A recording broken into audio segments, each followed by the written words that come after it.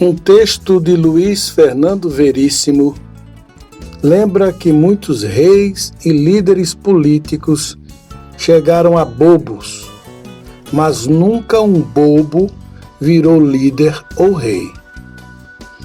Associo este pensamento a um conto de Machado de Assis, Aurora Sem Dia, que tem como protagonista o Luiz Tinoco, sujeito vítima de uma ideia fixa. Com estas preciosidades nas mãos, posso tentar entender o que permeia o nosso convívio em pleno século XXI, a ponto de percebermos que, apesar de termos feito tanto, ainda somos os mesmos e vivemos como nossos antepassados, ampliando no tempo a máxima de Belchior. É difícil escrever sobre o presente porque sempre ficamos tentados a tomar algum partido. Numa época dicotômica entre o nós e o eles, todos os vós serão execrados. Não há espaço para o desvio de pensamento.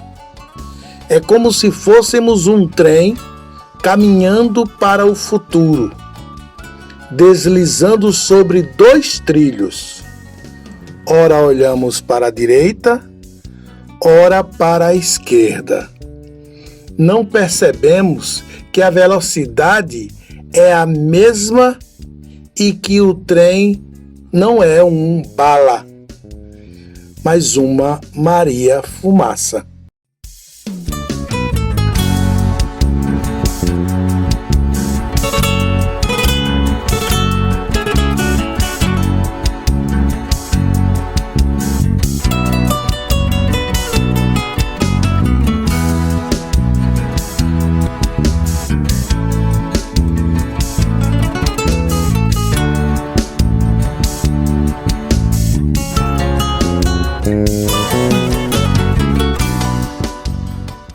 E são vários os fatores que empurram esta marcha lenta: os reis, os bobos e os assessores.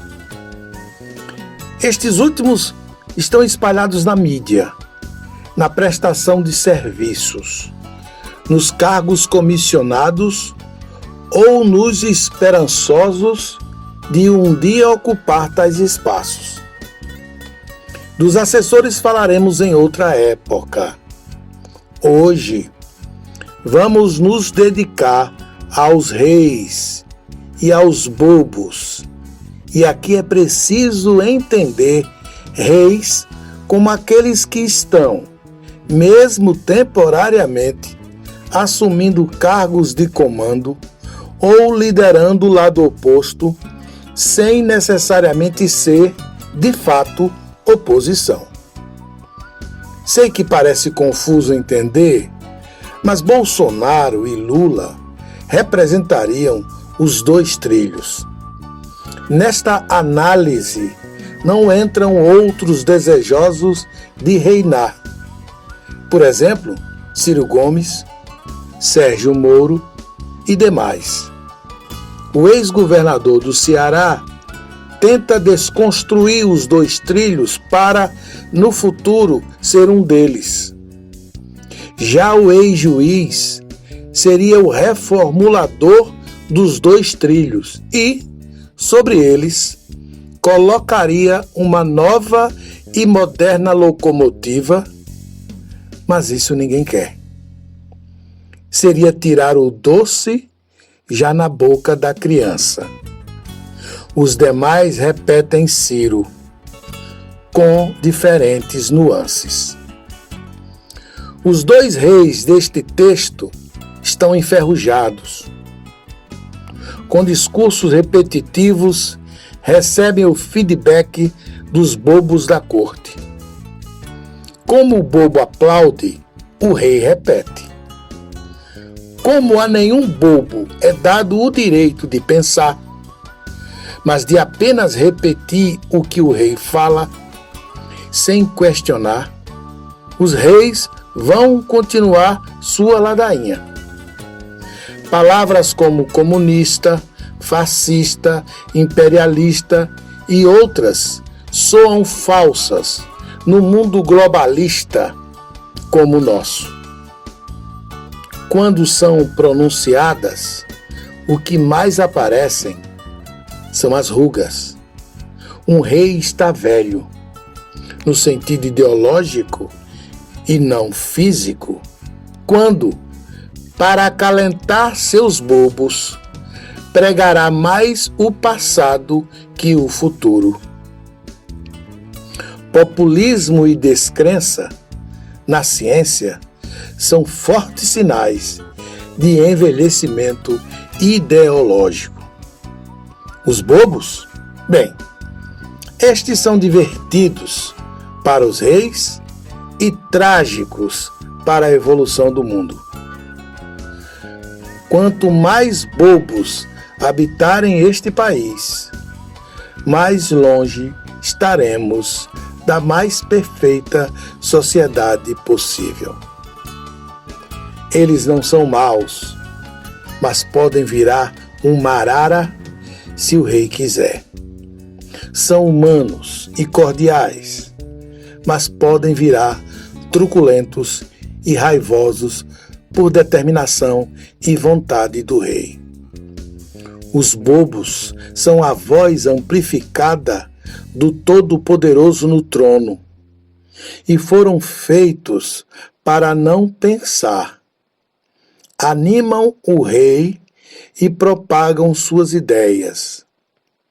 Odiar o outro, o STF, Sérgio Moro, as vacinas, a ciência, os homossexuais, os artistas, etc. Sem conhecimento de causa, é típico dos bobos. Os assessores oportunistas da hora criam mecanismos ideológicos com seus reis e difundem para a massa de bobos. Um assessor pode virar rei, um rei pode continuar rei por muito tempo. Assessores e reis podem um dia virarem bobos, mas um bobo jamais virará rei, exceto se ele se rebelar e começar a raciocinar. Precisa ter, acima de tudo, conhecimento e usá-lo para o bem comum.